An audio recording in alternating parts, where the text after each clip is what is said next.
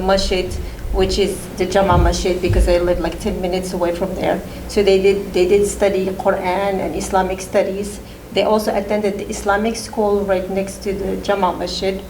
So alhamdulillah, that was a big help. Just staying in contact with the masjid, with the Muslim community is a big help. So I think for mothers to be successful in raising their children on the path, they have to stay in the community and seek help from the masjid and from the other Muslim families to stay connected with their faith and with their roots and with their community. So that's the best way for me, that helped me keep my children, following the path of Islam, alhamdulillah. So far they all go to Jumu'ah, they all pray, they all fast. So alhamdulillah, there's not much challenges on that side of the spectrum, which is keeping your faith. But there are, of course, other challenges, just like trying to stay away from all the bad influences that are out there, the bad friends, the society. Yeah. So I think that challenge is still there. And I'm still trying to talk to my children and give them advice. And alhamdulillah, I have the best way is to keep a good communication and open the relationship with your children. Treat them as your friend. Communication is yes, communication is key for them to feel comfortable to come talk to you about any issues they face. So alhamdulillah, I have that open communication with my children.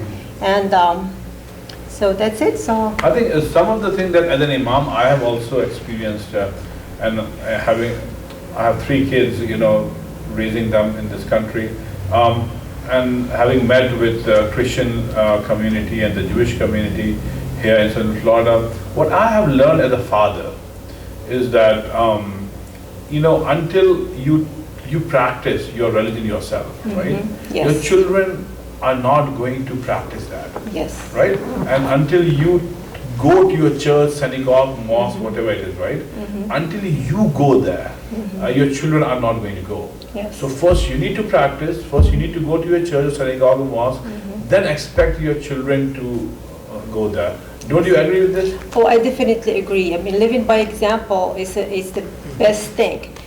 For example, the way I grew up too, my parents never told me, oh, you have to do this or you have to do that. I live by example. I've seen what they've done and I follow their steps. Yeah. So alhamdulillah, my children also are doing the same thing. I have 2 girls, and mashallah, I never asked them to cover their hair or wear hijab. They started wearing hijab before even they had to. So alhamdulillah, so I think living by example is very important, and it's a key for parents to, if they really want their children to follow the faith, they themselves have to practice and set up a good example for their children. Because you can just ask your children to do something you're not doing, and then expect them to be, best at it. Okay. Yeah. So I'll come back on this hijab issue a little bit later, but before I go ahead, does your daughters, right? Like you said, they do hijab. By the way, for viewers who don't know what hijab is covering your hair in public. So did your daughters ever came up to you and said something that would cause concern to you about the hijab? Yes, actually my youngest, Maryam, that's why alhamdulillah I have good communication with my children. I'm so blessed to have that. One time she came to me and she was crying, and I asked her, why are you crying? She said, well, I want to tell you something, but I'm afraid you're going to be upset with me. And I said, no, I will never be upset with you. Just tell me, I'll see what I can do, but I promise I'll never get upset with you. So she told me that she felt left out by wearing hijab. So I told her, what do you mean? What do you mean feel left out? She said, oh, my friend, they go do this and they go do that, and I feel sometimes they leave me out because I'm wearing hijab. They don't want to include me because they don't want to offend me. Because I know she has very good friends, mashallah, Muslim and non-Muslim. And some of her non-Muslim friends, they do not wear hijab either. So that's where the challenge sometimes, when you have friends, but they're a little different than you or look at the faith in different ways. So that's even present a different challenge to you as a Muslim than when you have non-Muslim friends, which you understand is not, we don't have that in common. But when you have friends that you feel like we have to have everything in common, but it's not there, then it creates a conflict in you. So she was dealing with that conflict, okay? But alhamdulillah, I talked to her, I said, no, You know, I showed her pictures of good things, but like women, you know, doing like playing in Olympics, doing everything. So look, you can do whatever you want to do.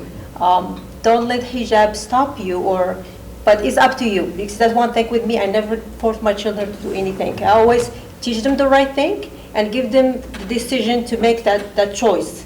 Because I think it's more meaningful to do it that way. So I said, you know what, it's up to you. But from my point of view, you look beautiful in hijab, and I know if you decide to take it off, you're not going to be happy. You're going to try to please your friend, but you end up feeling miserable. But think about it, and if you want to talk about it some more, if you have any more questions, you can always come to me. So alhamdulillah, after that conversation, she still wears hijab, she still hang out with her friends, and I told her now, just have the initiative to ask your friends to do things. Don't wait for them to include you or invite you. Just open up to them, ask them to come over, plan whatever you want to plan to do with, and I'll support you. Just be normal, right? Just be normal, yes. That's very important. And by putting on a hijab, don't feel that you have to do something, like you are excluded from the mainstream. Yes. You know, you are still in the mainstream. Yes. Just lead a normal life. Yes. One last question before I move to Sister Khan is that, what about boys? What challenges did you face as a mother? I know 23 years old, I think Yusuf is. Yes. And then so on. So what challenges did you face? Okay, with boys, it's a different kind of a challenge because you know how boys are. They want to hang out with girls. They want to do different things they're not supposed to do. But alhamdulillah, you know, I have a good conversation with my boys as well. And they tell me, you know, sometimes they don't tell me the whole truth, but I understand, you know, I'm not dumb. Yeah, sometimes these children think that they are fooling their parents, or they don't understand that I don't understand it. Yeah. So, but that's the challenge there, just for them that they want to go and try out things they are not supposed to do. And they ask indirectly, thinking that I don't understand. And sometimes I pretend that I don't understand because I don't want to put them in an awkward situation or put myself in that situation. But at the end of the day, I know that they will make the right decision, because once you have that base, the basics, alhamdulillah, you're going to turn and turn and turn, but you're going to stay on the basics. That's why I encourage people and parents, please, please, please, it starts from day one. When your child is born, that's where job starts. Don't wait until he's a teenager or it's going to be too late. You have to start from the beginning. You know, then you have to live by example. You have to set up that example, and you have to stick to the principles and just follow the principles yourself, and your children will follow. Because that's how I grew up. So I'm just doing what my parents did with me, and alhamdulillah, it's working so far. So you are confident that inshallah in the future your children, even when you leave this world, your children will still be on the straight path, inshallah, right? yes. And I tell them that. You have to remind them. I always tell my children, look, when you grow up, you're going to be the example for your children. Yeah. You are the future of Islam in this country. You know, and if you want your children to be righteous, you're gonna teach them. You think I'm mean sometimes, but I'm not. And you will understand when you have your own children. You know, so hopefully, and you have to remind the children that they'll become parents, they will become leaders, so they need to start learning now how to do that. Because I started learning when I was a child, learning from my parents. Yeah. Yeah. We all learned Islam watching our parents, to be very Yes. honest. And that's how we learned Islam. We didn't have much formal education about Quran, and we just saw Islam in our parents and our elders. Practice. And another good thing that we had was this extended family system, you know, where you have aunts, uncles, cousins, you know, grandmother, everybody visiting each other on a regular basis, not just on weekends, on weekdays as well, and hang around with them, you know, having sleepovers. I mean, these things instilled the values, the culture, and of course the religion. And one thing that I feel is missing now is this extended family culture. This culture where you can just walk into your cousins, your aunts, uncles' house, and you are welcome, you are loved, and nobody is feeling that you are causing any kind of inconvenience to them. I think this kind of culture is missing now in the fast-paced life where our schedule is so tight that if somebody comes, we feel that our schedule is messed up, you know. So I think we need to loosen up. Yes. You know, it's too much of a fast-paced life is not good for us and our children and our next generation. I think there's something that we really enjoyed when we were growing up.